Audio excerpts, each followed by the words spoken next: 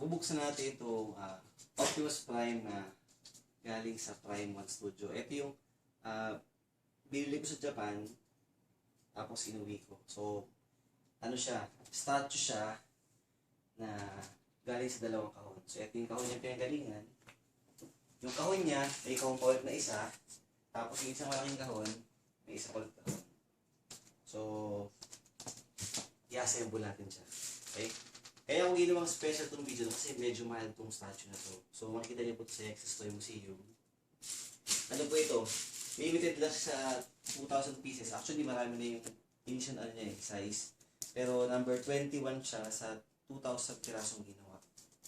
So, ayan. Ang presyo po nito, ang SRP, pero ayan.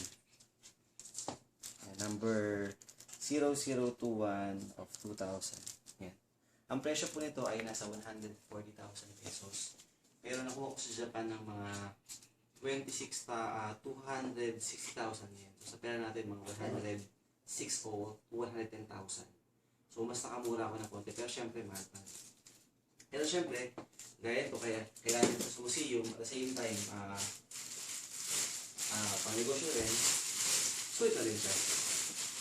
So ito siya. Sabi. Ito base pa lang to. Ilan man isang kahon base pa lang. Mabigat siya. Tapos, ano to eh. Ayan.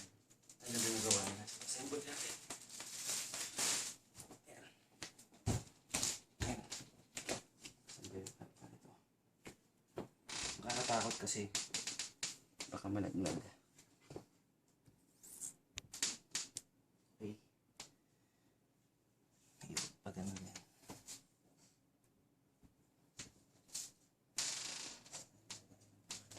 Tignan muna tayo. Yan. Tapos, tignan natin po sa kabila. Tignan tayo sa kabila. Straight up.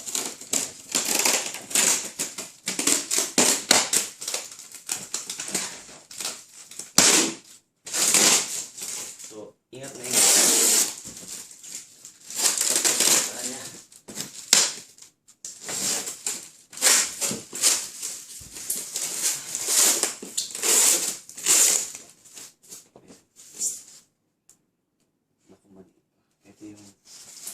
Ito yung sa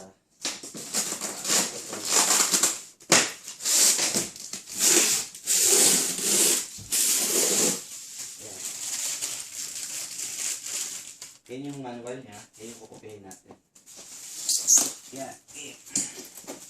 Ito na yung nakakatakot kasi baka may mga piyesang palaglag. Kailangan dahan-dahan kasi baka may mabali. Okay. Yan, ganyan siya kaingat. So, ayon sa manual, natin sila.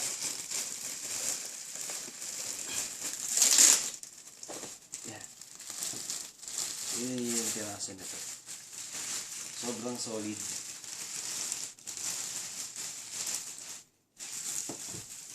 Alay ko sa may tabi ni ni Optimus Prime. Dun sa part na bust. Nakakatakot galawin. Kasi baka may mga piyesa mabali. Kailangan talaga handa. Medyo hindi ito pang batang toys. Ito din talaga mga pang collector na medyo atik.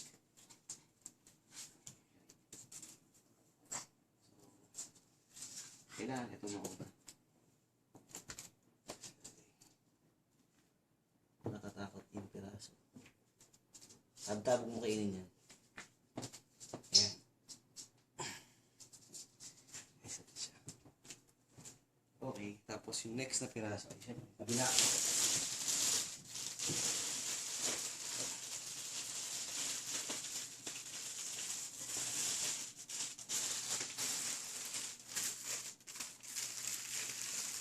Pwede ka mag-pause muna. Pause muna. Pause muna. Ito. Ayan. Ito na yung part na katawan. Ayan. Tagayin mo na dito. Yung mga part na tatanggal. Medyo malabag siya. So, para safe lang. I-ayos natin. Tingin yung piyesa na to. Oh. Sobrang dalyado. Ang galing, di ba? Mas pati yung bakal sa ilalim. Okay, kabit natin siya. Nakakatakot kasi ang lalambot ng pyesa. Nakakatakot galawin.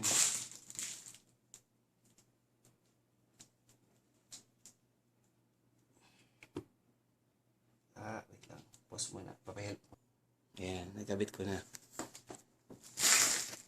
Okay. So, wait lang. Ito ba? Ayan. Ito naman, part na to. Ang galing niya kasi, ayan, dito mo siya lalagay yung ito. Meron siyang magnet. Ayan o. Naglalak na siya mag-isa. Grabe, sobrang yung detalye nito. Talagang pinaghirapan talaga nila. Kaya, napakamahal. Ayan. Okay, dahan-dahan natin. Set naman yung kamay.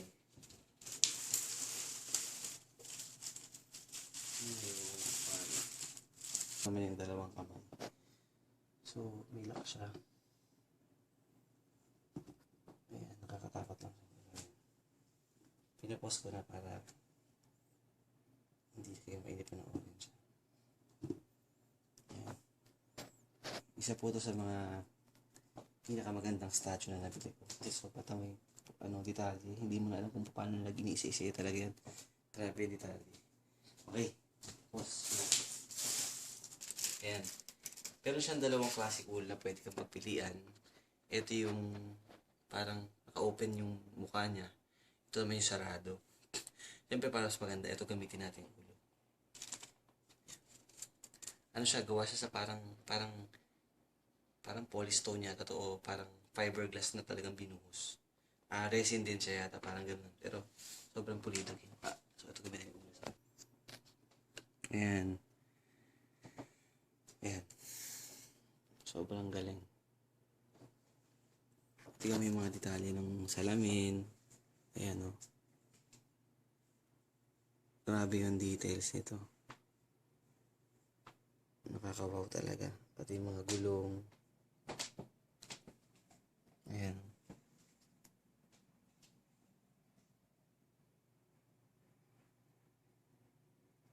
Ito naman yung mga accessories niya na pwede mong ilagay sa kamay niya. Pwede kang mamili kung itong parang espada na to, dalawa. Pwedeng ganito, tapos parang ito yung shield. Tapos may ganito rin. So ako parang gusto ko itong gagamitin ko, yung parang baril niya. Tapos, subukatin ganito, hindi maganda. Pagamitin ko na lang yung pangkaraniwang kamay na nakasarado. Subukan natin siya ikabit. Hindi, tapos papasok mo na siya sa loob. Pero meron siyang magnet kaya tumitibay pag nakapasok na. Ayan o. Isang ganun lang siya sa tibay niya. Tapos ito yung gamitin natin muna ang pansamantala kami. Pagpipilihan ko na lang muna. Ayan. Ayan siya. Tapos itong ulo niya, meron palang base. Itong ulo niya may sariling base. So, pwede mo rin siya i-display kasama itong ulo. Ayan. Tapos, ito yung isisan. Yung kanya. Ito. Ayan. Yung logo ng mga Autobots ba yan? Autobots. Ayan. So, ganyan siya. Ayan. Meron po akong Megatron ito. So, yung Megatron, exclusive din siya. Tapos, meron pang ilalabas ng Starscream, Bumblebee, tsaka yung Grimlock. So, sana mabili natin lahat. Para mag-display natin katabi ng Giant Optimus Prime Bus. So, makikita niyo po ito sa Yaxas Toy Museum. Ayan. Sana mapasyalan niyo po kami sa May Las Piñas. Andito po yung Optimus Prime na malaki. Sa buong naman, nandyan yung Mater, yung McQueen. Tapos sa Ocean Park naman, nandyan pa yung iba nating mga life-size na character. So, sana mapuntahan nyo. So, bawat lugar, iba-iba yung tema. So, ito po maganda ito sa Las Piñas. Okay? So, kita-kits. Maraming salamat.